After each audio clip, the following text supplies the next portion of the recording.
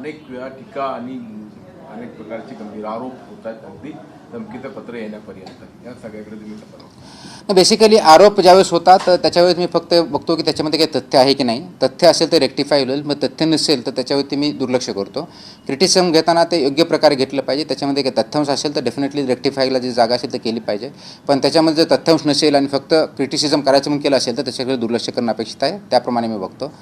उरला प्रश्न धमकीच्या बाबतीत, डेफिनेटली हे मला कालपर्यंत 4थं पत्र आलेलं आहे. जीवे मारण्याची मला आणि माझ्या कुटुंबाला उद्ध्वस्त करण्याची त्याच्यामध्ये भाषा केलेली आहे. ऑलरेडी आपण FIR केलेला आहे, इन्व्हेस्टिगेशन चालू आहे आणि ते इन्व्हेस्टिगेशन निश्चितच जो कोणी कल्प्रिट असेल तो पकडला जाईल अशी मला अपेक्षा आहे. याच्यामध्ये मला एकच सांगायचं आहे की कुणी जर धमक्या देऊन माझ्या डिसिजनमध्ये बदल करण्याचा प्रयत्न करत असेल तो कदापि सक्सेस होणार नाही. ॲडिक्वेट सिक्युरिटी मला प्रोव्हाइड आहे आणि मी तेवढी काळजी घेईल.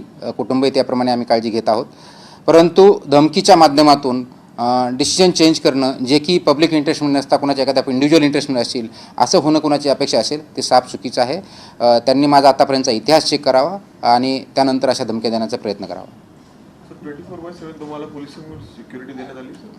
येस, मला सिक्युरिटी दिली आहे. रात्रीची तशी मला गरज पडत नाही आहे, परंतु I have been provided with security with weapon.